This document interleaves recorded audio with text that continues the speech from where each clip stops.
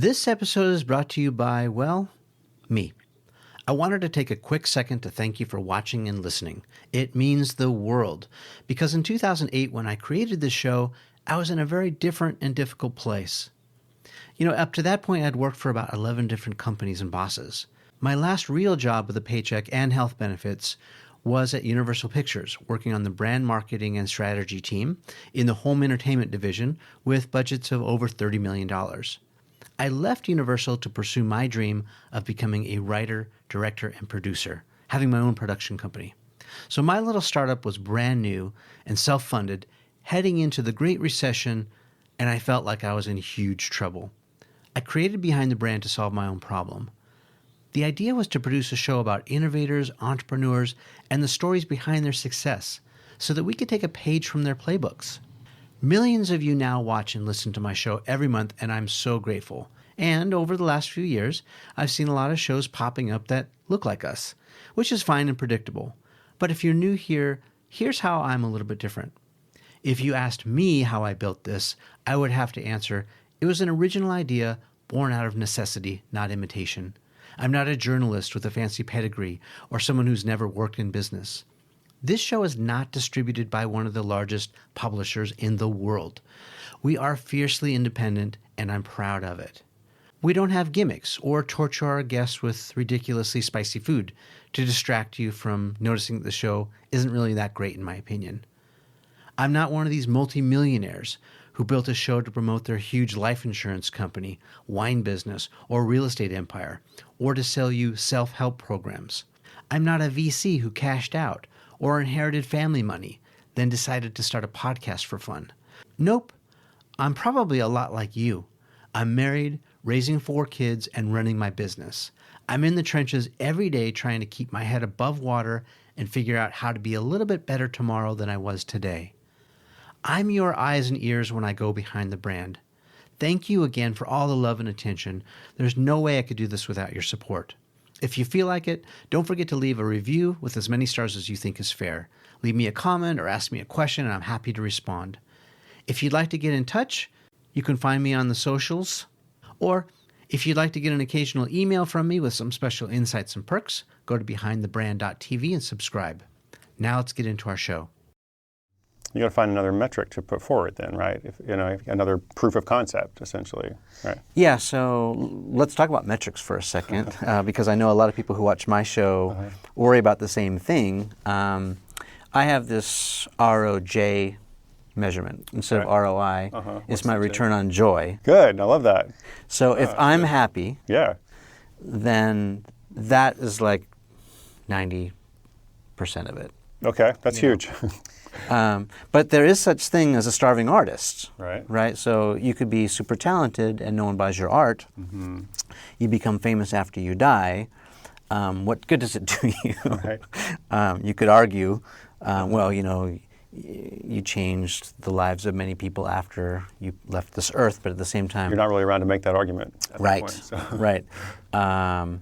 The other tragic part of it is if you love what you're doing and you're joyful about it, but you actually suck and you're terrible, that's also a thing. Right.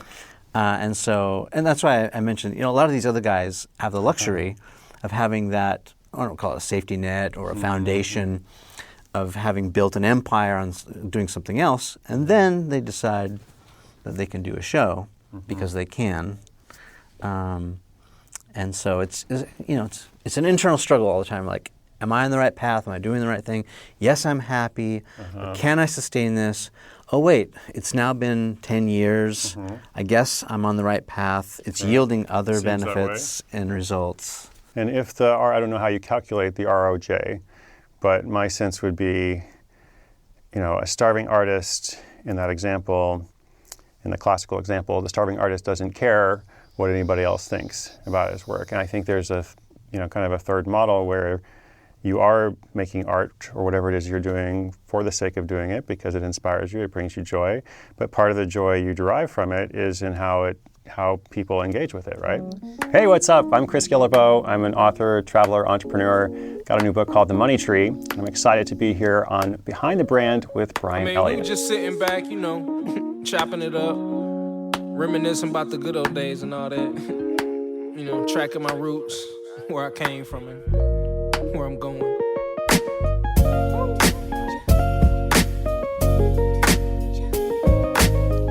And that's okay, which is not chasing a vanity metric. It's just kind of respecting that point of overlap.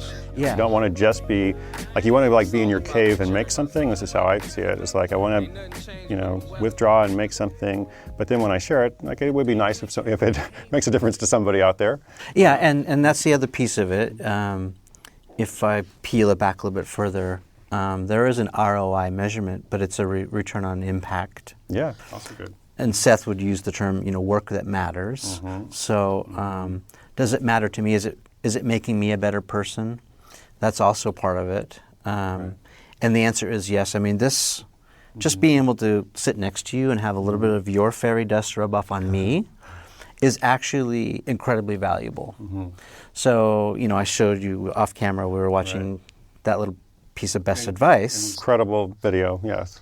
I couldn't have got that life-changing advice had I not been doing this. Right. So what's the return on that impact? I mean, it's everything. It changed my life. It really did. Yeah, and that was something that you talked about before, how it challenged you, even in sharing that personal story, you felt almost like you didn't want to share it, but therefore you knew you had to share it. 100% I wanted to throw up. Yeah, so you should pay attention to that. I think that's a good thing. I mean, me too. A lot of the stuff that I have done, I have that sense. And it's when I'm kind of in a long season of not having that sense, of just I'm just trudging along, this is what I do. That's when I start to worry, because you're you're putting the points on the board, that's fine. That's also a Seth model, I respect that. But I think there's something to be said for what really scares you, and what really scares you, that's probably going to indicate something to you about your path forward, your ideal path. Yeah, that has definitely become a signal. I didn't figure that out until maybe 3 years into my startup experience, which was right around 2008, which I call the perfect storm because it was the Great Recession. It was a very difficult time, period. And then I decided, to start a brand new venture from zero.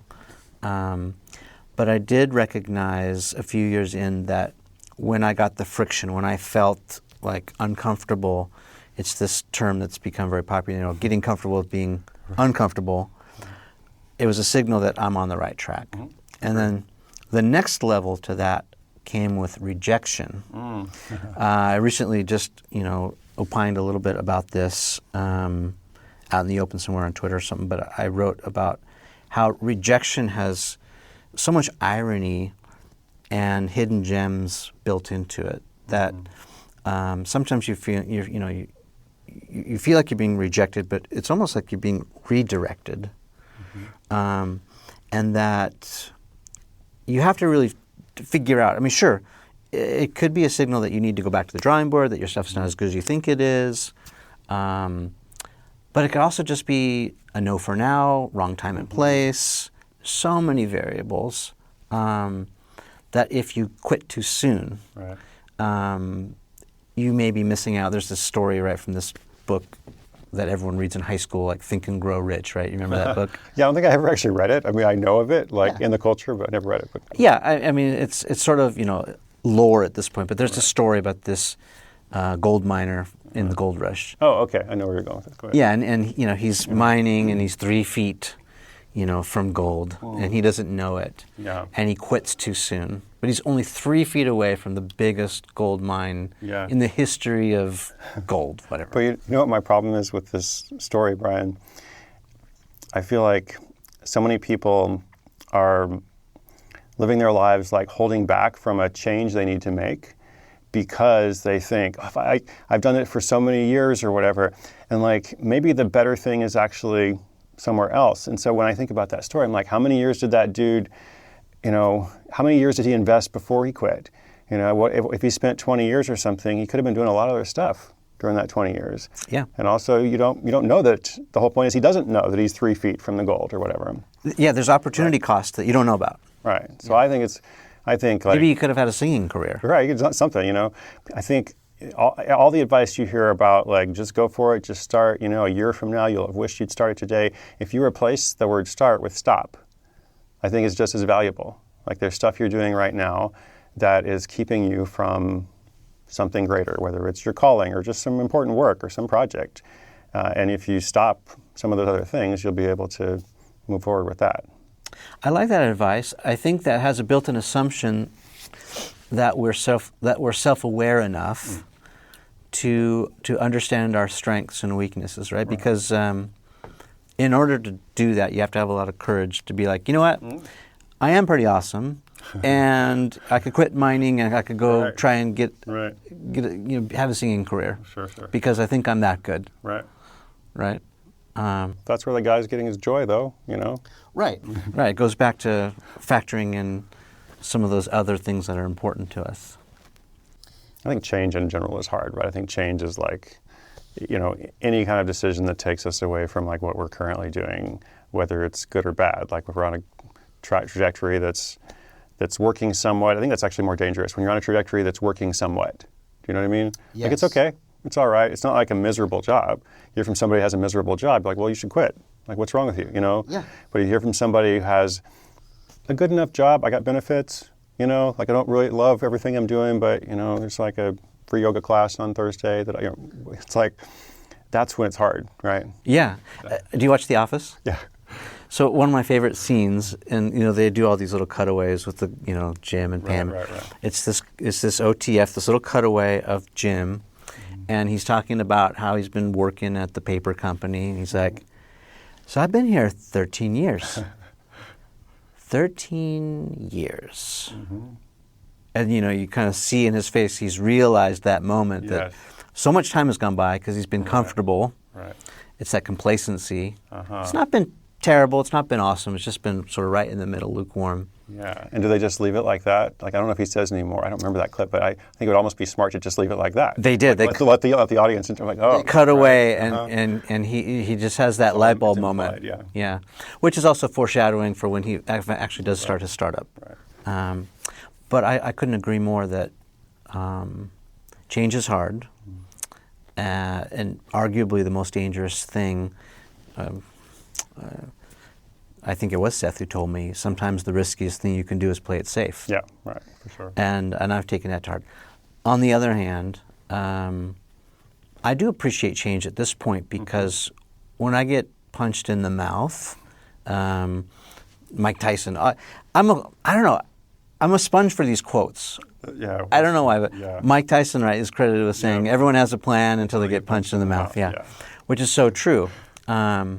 And that's why I was kind of reflecting on this rejection idea, because when you do get punched in the mouth, it forces you to look at a new perspective. You're on the ground now, either looking up or looking about, trying to find your teeth or whatever. Yeah. And you have to look for a plan B, or get up and keep trying what you're doing. But change is good. Yeah. No matter how painful. And it's okay because sometimes, or most of the time, pain's part of it. It's the human condition. Yeah. You can fight it, and get punched in the mouth again, or you can be like, all right, what's this here to show me? I've been trying to have that approach and perspective for the past few years of my life. We were talking about the fact that you'd traveled to every country, and you were like doing startups on about $100, like dirt cheap, Right. Writing books, hosting conferences, changing the world, and doing it in a very unique way. What's the word I'm looking for? In a very, undercover way. Okay. I don't see you as... Undercover, I like that. That's good. Understated, maybe is a better word. Undiscovered, unknown. Unlistened to. I don't see like the fanfare. I was watching that Disney movie Aladdin, the live version, with my son, and he walks in with the elephants and the people throwing the flowers and coins. You're not that guy. Yeah, I'm still working on that. The elephant, entourage. Yeah, and yet the impact is not much different. You're doing good work. Tell us what's going on. Oh, thank you. Brian, I feel very fortunate and privileged to be able to write books and record a podcast and do other creative projects just like you for some people that actually care about it. Like honestly, every single day, I think I have a good life, because of that. That's like, the very first thing I think of. So I can talk about any specific project. I can talk about the new book that's coming out and all that. But ultimately, it is connected to that. It's like, I can't believe that for all these years now, I've been able to make a living, and not just make a living, but have a good life, and... Can you tell me why you do it? How does it make you feel? Mm-hmm. Well, it's like a few different answers there. I was trying to think what's the best way to go down that path. Ultimately I'm self-employed because I wouldn't be good doing anything else. Like we were talking about risk. For me, the safest conservative choice is to work for myself. It would be very risky for me to try to compete in the job market. What would I possibly do, right? People often think differently about risk. Well, I remember you telling me that story years ago, if I remember correctly. You worked for like UPS or some sort of shipping company. Yeah, for like a minute. And you were terrible. Of course. And that was the moment that you realized you never want to work for someone else. Yeah, and I was 19, so fortunately I realized it then, You'd much rather work, 100 hours a week for yourself than an hour for some other jerk. That's the entrepreneurial quote. An entrepreneur is someone who will work 24 hours a day for themselves rather than 1 hour for somebody else. So that's like the root of that. But, what I'm trying to do in terms of, the work, the books, the podcast, all that, ultimately I've had an unconventional life. Again, fortunate to have lived in West Africa for several years, traveled to every country, as you said. And so my goal is to help people live unconventional lives of their own, whatever that looks like for them. So it's not about, trying to tell people, here's what you need to do, go do this or whatever. It's trying to help people understand that they can probably do more than they realize, that there probably are more paths and options open to them than they may have thought of. Yeah. And in particular, for anybody who feels kind of isolated or alone, or maybe their friends and family don't understand, like they have a dream, they have a creative idea, or they just have a sense, they have a felt sense. Sometimes it's not like I have this dream to go and do X. They have a felt sense of being unrecognized. And a lot of my work is about self-reliance for those people and showing those people, here are some alternatives, Here are different stories of people who have gone on a journey, either a physical journey or metaphysical journey, to follow a big dream and also make the world a better place at the same time. And these are just regular people, by the way. They're not, people that had this huge benefit or trust fund or whatever else. They were able to make something of themselves, and you can too. That's kind of the message. And that for me, that's motivating. To me, that actually is like, to be able to do that and to hear from people who have some story of some connection of like, I read your book and then I went and did this. I was at this documentary premiere the other day, and someone came up to me and said, I read your book, The Art of Non-Conformity, and I was in college and I quit right then, and I moved to Hawaii for 6 months. And he's like, this was 6 years ago, and then I went to Cambodia, and I did, he's like, it changed my whole life and stuff. And when I hear that, I always want to make the disclaimer, that he's the one who did the work, right? He's the one who actually saw all that, so it's not like I'm taking responsibility for it.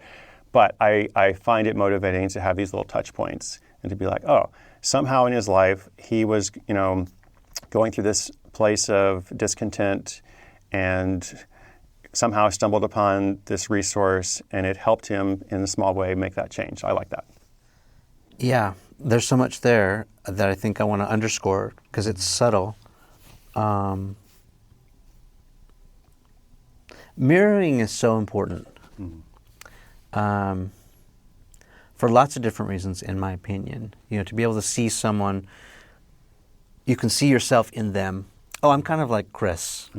I'm quiet, I'm introverted, or I love travel, or I don't like working for other people, or I am sort of unconventional in just about everything that I do. I'd rather be a beekeeper than, run a tech startup in Silicon Valley.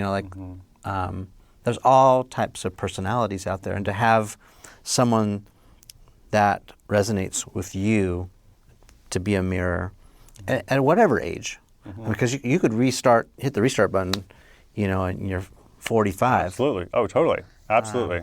And some of those are the most powerful stories, actually. But I think that's maybe the message that I want to touch on right now, which is You may not think that you have influence, or you may not feel capable of doing what you're doing because you're not Chris or Tim or Gary or, Tony or, you're not that guy or that girl, Mel, let's say Mel. Right. But actually, it might be in you. I mean, everyone has influence. What is influence, Right. Influence is not the number of likes you have on your social profile. Well, and it kind of goes back to, the Gandhi quote, right? It's kind of like, be the change that you want to see in the world, that idea. But the mirroring, for someone else to be able to see that it's possible, Neil Armstrong goes to the moon, comes Right. back okay. Right. It's like, all right, maybe the space thing could work out. Right, exactly. And then you have someone like Elon come along, who's dreaming bigger and doing other, Yeah. And I think the challenge is some people, like most people, actually most of the world can't relate to Elon. Even if we admire him, we're like, I'm not like him, right? For all kinds of reasons. Not a criticism at all. It's just like, I can't imagine doing, what he's done. Well, I would have put that PayPal money right in the bank. And then I would have just been like, I'm good. I'm sure he put some of it in the bank. But yes, that's why I think it's important to look at relatable people, and then also to go back. If there's somebody that you admire, like how did that person get started, right? Yeah. Like how many have you done 500 of these shows now? Yeah. So like now everything is. Was it as polished as it is now? I mean, in the beginning. Oh yeah, I mean, like it was like a Hollywood production, Right, exactly. from day one. Right. The point is, if you go back and watch the beginning, I bet you can see this evolution, in your work, and that's true for everybody. Yeah. So if you pick up on somebody like after they become famous, then it's very easy to be intimidated or to say, oh, I really like that person, but I could never do that because of whatever. But, we're all starting with where we are. Yeah, and the reason I love what you're doing, like writing books or your podcasts or the other things that you're doing is, it's all sort of about making it your own. Like, I watched Ken Burns, who's a documentary filmmaker, is one of my heroes. He did this thing on the Roosevelts, which was fascinating. My wife thought it was boring. She fell asleep. But when I watched that, I learned a little bit of something from Theodore Roosevelt that I had not expected. That then I was able to sort of implement and put into my, daily routine, and it was super helpful. And if there's any value that comes from doing this, and we were talking about this off camera too, it's that I learn a little bit from each of you. Yeah. And I feel like I become a little bit better.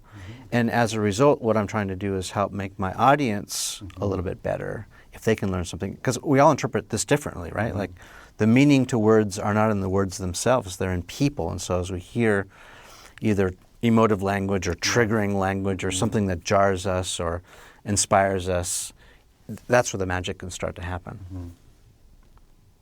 Tell me about the new book.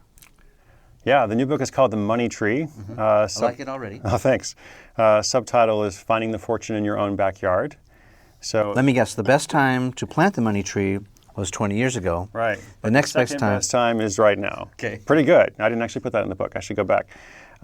It's a story, actually. So I've never written fiction before, but it's a story. I'm trying to teach through it, of course, so it's still prescriptive, but it's meant for people who wouldn't necessarily read a how-to book, but who need to learn more about self-reliance, especially regarding having an extra source of income, or especially if you're in debt, and especially thinking about the millennial generation of people graduating from college with a lot of debt, and then not just graduating with a lot of debt, but because of the great inflation of higher education costs, but also entering a workforce in which there are fewer opportunities than there were before. So it's like this double whammy. I love this concept of appealing to the nonconformists, the naysayers, with a thinly veiled how-to book brought to you by fiction. It's just fiction, kids, but really you're learning something. You just don't know it. Well, I tried to what write a fun concept. Right. Well, I tried to write it's not like I don't have like bullet points at the end of each chapter. It's like, by the way, did you learn this? And here it is again, one more time. And like, I really tried to actually what is the right story here? So I joke about that a little bit. No, I get it. It's good. My son is at that age where I'll say, the sky is blue today, and he'll go, no, it's not. Okay. What is it? It's not blue. Okay. And so I have to find other more creative ways for teaching moments. I see. And sometimes it is through stories. Okay. Yeah. Anyway, that just hit me in a funny way, and so I'm jabbing you a little bit on that. No, it's good. Yeah. So it's about this young guy who, finishes college. He's about 28, and he goes to work for an agency. Has a good job, good enough job. It's not amazing, but it's good. And he's still like behind. I mean, he's still like his college, debt is starting to become due. Mm-hmm. He's getting kicked out of his apartment. It's getting real. It's getting real, right? He's got this promising relationship, but he can't really devote much time and attention to it because he's really stressed. And he kind of figures like, well, how can I get out of this problem? And, the traditional answers for getting out of the problem is like, well, just work harder. It's like, well, he's already got a good job, but it's not enough. Get a second job. And he's like, well, I'm not opposed to getting a second job, but most second jobs don't pay great wages. Sell plasma? Right, perhaps, but that you can only do that so often, right? And then, it's like you have this whole gig economy, which I think is a lie that's being, fed to people out of desperation. It's like people who really do need to have an asset. They really do need to have more than one source of income. And then you have this promise that is very well marketed, and like hundreds of millions of dollars have gone into like this thing about how if you drive for Uber or Lyft, then you are an entrepreneur, which is completely not true. Yeah, let's stay on that for a second. Sure. So what is mostly untrue about the gig economy? The concept that you have your own business, or that you actually not even your own business, that you have much control in it. I think that's the promise is like it's a gig economy. You can set your own schedule, and that part is true maybe. That's the only part. Like every other part of the puzzle, your compensation is essentially controlled by these companies. Your competition is controlled. You could sit at home all day and not have any business. Right. Set your own schedule. Yes. I mean, like there's all these studies coming out now that shows that most of these drivers are effectively making minimum wage. Yeah. And if they don't like you for whatever reason, they can kick you off the platform. So what kind of ownership is that? It's not any ownership at all. Yeah, we're being exploited and taken advantage of. Right. It's sort of back to big business bully mentality. Right, and it's a free market, so I understand those companies have been good for consumers in lots of ways, and maybe there's a balancing coming on that contractor side. But still, the point is that you're really not going to get ahead by doing that. If you are in a lot of debt, and you need to get out of debt, you have to do something for yourself. You have to find a way to somehow work outside the system, and so a clear path to progress. Right, and a lot of people, and so I think the path to that is through entrepreneurship, micro entrepreneurship in particular. But a lot of people are intimidated by that, or they think entrepreneurship is, the Silicon Valley model or the Shark Tank model because that's what they see. So define micro entrepreneurship. As I think of it, like what I have done my whole life and career, I have always worked for myself. I have never had a lot of employees. I've never taken on debt. There are so many people all across Middle America and elsewhere who are, starting a little business based off of something that they are good at, something knowledge that they have, and sometimes they're able to make a whole living out of that. If they're not able to make a living, they're able to make some extra money, and that matters a lot. Okay. If you can start making some money, then that can lead to so much more, basically. So through the book, it's like the character is learning how to do that, feeling more empowered as he does, and eventually creating bigger changes in his life. And I think that everybody can do that. So that describes what my wife is doing to a T. She has a little furniture business. Oh, good. She's an artist. Oh, great. And she rediscovers old pieces of furniture, paints them, puts it's all hand done with TLC, and then she ends THC, no TLC, right? Well, I suppose that could be a new market, undiscovered. Sorry, I didn't mean to derail you there. No, I mean this could be. We're in California, so it's coming. The day that we discovered it, it'll be big in Colorado too. Right.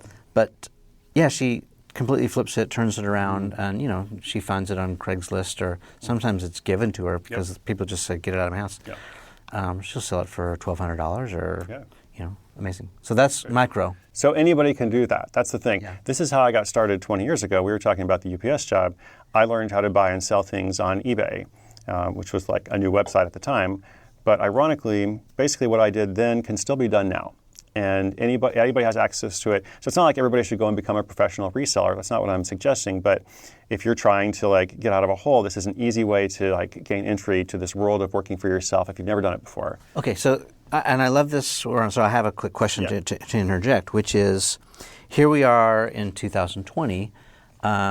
You started your thing.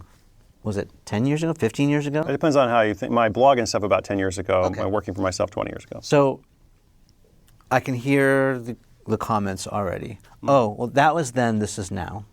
Well, actually, it's easier now, actually, I would say. So that's my question, is now more difficult or easier than the past, or is it, the same, how does it compare? Well, I do try to be careful about not saying this is easy, because I don't want to mislead people. Yeah. Like something worth doing may not be easy, right? It may take work. It may require energy, Good point. right? So let's say that. But I would say that there are more opportunities now than there were then. There are more people familiar with e-commerce. Here's the story that I often tell. Like when I started working for myself, 20 years ago, back in the day, my parents didn't really understand what I did at all. And they knew I did something on the internet, and they hoped it wasn't drugs or porn. But that's all they could think of on the internet. So there's only two industries on the internet. Yeah. Whereas now, any coffee shop that you walk into, we're recording this in a WeWork, right? There's places everywhere, like co-working spaces all over. Everybody's doing something. Everybody's got to hustle. Like my grandma, before she passed away, she was shopping online, which I never would have imagined, 20 years ago. So we probably all promised we'd never put our credit card number into that computer. Yeah, right. And then we cross that line. Phone. Now it's just we scan our phone to check out. So. Well, I think about this all the time with regards to content, and I hate that C word because I think content's so. Yeah. It's a terrible word that doesn't mean much, but I struggle sometimes. Even 10 years into this, there's so much noise, or what's happened in my space, which is all these competitors. Now, in the same breath, I'll say, I don't have any competitors. I'm only competing with myself. It's it's like the runners, PR, but who's getting who? I mean, I really do look at other people who have just gone right past my, been way more successful than me, and I think sometimes, what's the point? Like I'm losing. I don't feel like I'm winning. I feel like maybe I'm sliding backwards. But so how do you answer that? Like, there's never been more products, more ideas, more hustle, more entrepreneurship in the history of time. And yet you're saying today's a great day to start. It is a great day to start. Well, I mean, this comparison thing is dangerous, like we were talking about a little bit before. And I struggle with it too. I mean, I can't say I have the answer. I struggle with it as well. But I think the question is, are you making an impact? Are you making an impact? And if we're talking about like a business, is it financially viable? Like, is it sustainable? Okay, that's great. Obviously, you can always do better. There's always going to be someone who has more, money, followers, whatever the metric is. But there's also a lot of people with less, So I think it's like you stay in your lane. I think that's the goal. That's my goal. I try to do it, but I don't always succeed. Yeah, and I think you're pointing out micro-entrepreneurship is really smart because you don't necessarily have to quit your day job to do that. Yeah, in fact, you shouldn't probably, right. You maybe, and maybe that's not even your goal to replace it, but you could simply augment what you're doing, or it could turn out and blossom into something you didn't expect, and then all of a sudden you've got options. Yeah, I got a lot of people out there that have, their side hustle, their legit side hustle. It's actually an asset. It's something that can make more money for them over time. They're not going to get kicked off of somebody else's platform. But they choose to stay in their job because they like their job. So it's not so much I hate my job, I want to do something else. It's in the world that we're living in, I need to build security for myself. Yeah. Nobody's going to look out for me the way that I would. Nobody's going to care about my career, my well-being the way that I would. I'm so glad that you said that because sometimes I feel like I'm the only one who thinks about that. I think it's vital for people to think about it. It's the truth, Yeah. It's not a bad thing either. It's just this is a reality. Truth bomb, if you haven't, had this before, no one is up late thinking about you right now. Right. Maybe your mom, but probably not. Yeah, she's got other stuff to think about too. She's got other things. But this can be freeing, I think. This actually, maybe at first you're like, whoa, but then you're like, actually, so that means I have to do it. Okay, what does that look like? And so, how do we, if this is not a how-to book, I want to ask you how-to questions. Okay. How do we get started? Like, what are some of the first steps in identifying the opportunities? Yeah, skills inventory. Okay. Like, what are you good at? It's not just what are you passionate about, what are you good at? Right. What are you good at that other people recognize as valuable? What's the overlap then between those skills that you have, whether you learn them in education, learn them through your job, or through something totally different, maybe through playing Warcraft at night or something, like whatever that, there could be a lot of different things. Yeah, and I'll bet there are things that are not just tangible, like, I'm good at doing hair, but it's also like, I'm a great listener. Yeah, And soft skills, right. Yeah, when people tell me things, I am a bit of an empath, and I can sort of feel their feelings, and then I can make them feel better. It's that kind of stuff too, right? Absolutely. I'm good at organization. I'm good at communication. I'm good at follow-up. Very underappreciated and important skill. All that kind of stuff. And then so from there, it's like, okay, I got all these skills. And then another common problem people have is with an idea. Like everybody's got a business idea. Here's my business idea. But, there's nowhere in the world you can go to buy an idea. Like ideas are not for sale, right? Yeah. So you have to. So I try to get people thinking practically, and this is a lot in the book as well, about like go from your idea to your product. What is the product? What is the service? What is like? How do you provide this service? What does it cost? How do people choose to like? How do people commit? And like thinking through that on the front end rather than the back end. Yeah. I hear from a lot of people that are like got this idea, they spend like 5 minutes or longer talking about the idea, and you're like, one thing you didn't mention, how is it going to make money? Like I'm gonna come to that later. Never do that. Never like you can't. Don't defer that. Right. Or is there even a demand for it? Right. Well, just kind of connected to that. Yeah. I was sort of laughing inside because I've had this secret idea for an invention, which I will not reveal because it's gold. Right. It's probably going to be the ship that comes in for me. Okay. The irony in all of this, I will get 20 years into this. All right. All this time will have gone by, and then finally I will execute on this invention idea. We'll look back on this, and it'll be like my windfall,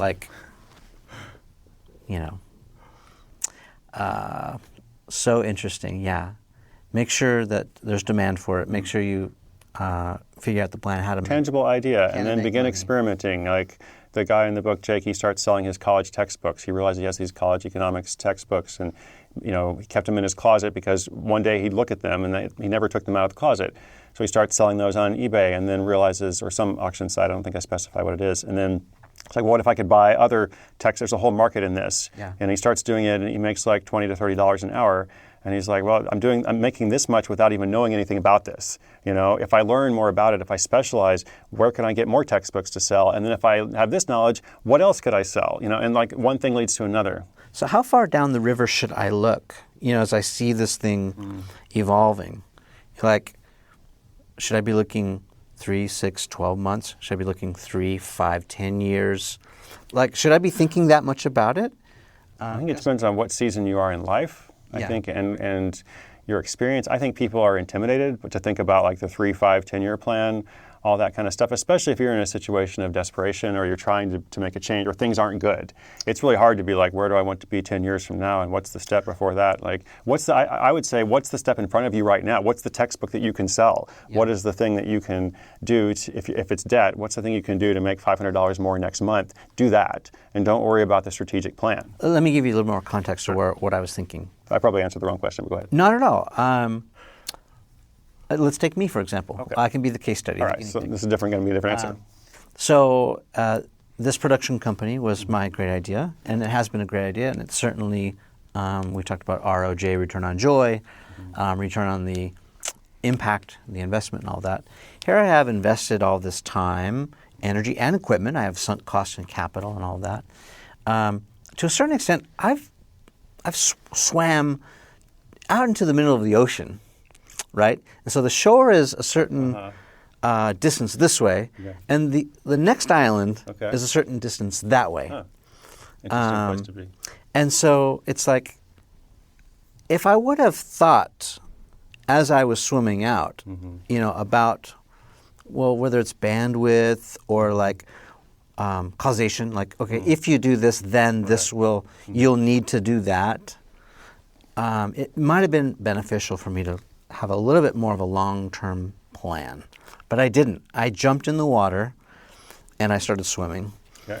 I don't know if there's anything wrong with that, because maybe what you're saying is true. At the same time, I think there's also a possibility of if you had spent so much time thinking about this long-term plan, you never would have jumped in the water. That's my point. Like, there's a lot we could say to get to that point, but the point is you might not have actually moved forward if you kept waiting to have every answer, because a lot of the answers you don't actually have until you're in the water and you see what is this experience like. Oh, this is going to lead to the next thing. You don't know always. You're right, and I would have probably asked the lifeguard, and she would have said, "Oh, there's too many sharks out there. Somewhere else, it's too dangerous. You shouldn't do it." And then I would never have done it. Right. I mean, strategy is good, but like if you have to choose, between like having this long-term strategy and vision or like running the risk of not taking action, I think it's much better to just be out in the water.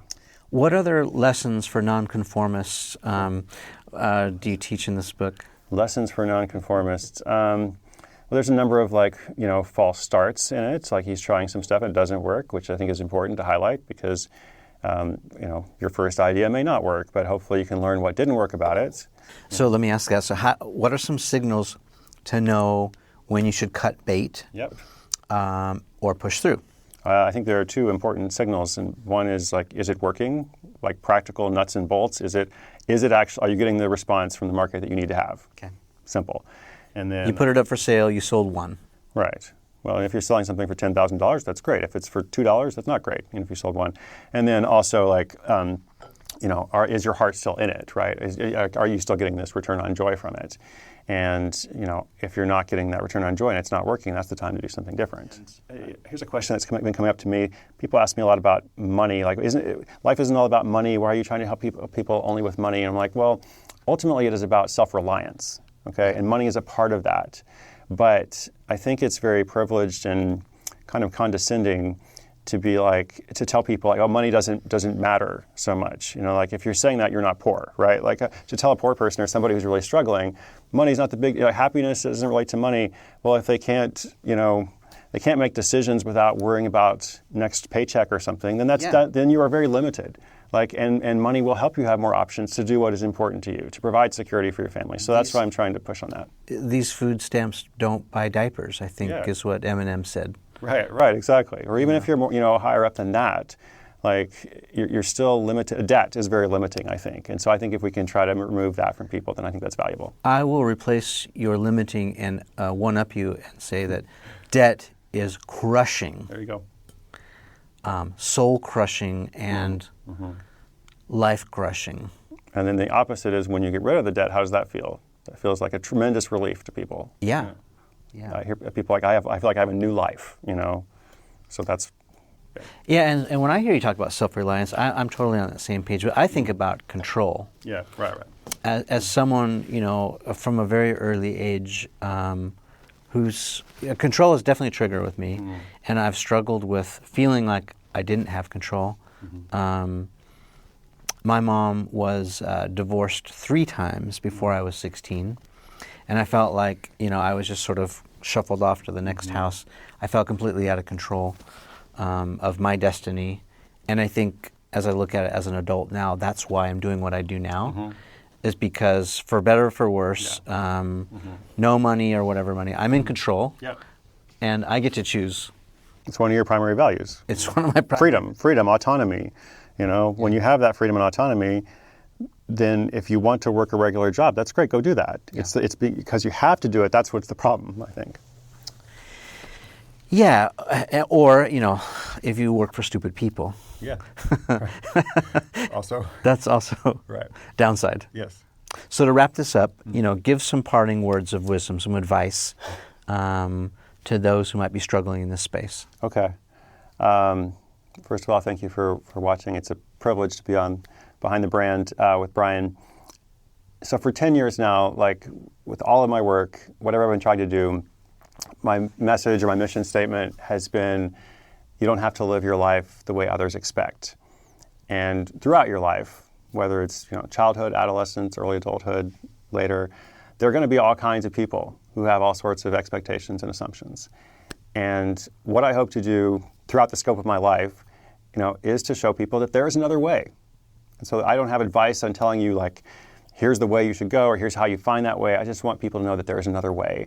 And you don't have to live the way that people expect or want or presume or assume or any of that. And you can probably do your best work, actually, once you figure out what it is that you really want to do.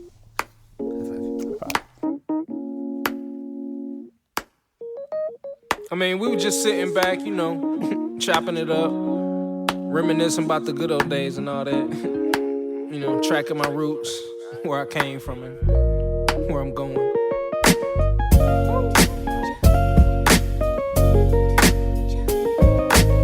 But like I say, man, always said it. It's not about the destination. It's all about the journey. Ain't nothing changed but the weather. The dangling carrot that hang from the rear view. Your dreams in the past ain't nowhere near you. Backseat drivers got nothing but 2 cents. Shotgun riders too biased, they all liars. I should get an A for effort, I'm too tired.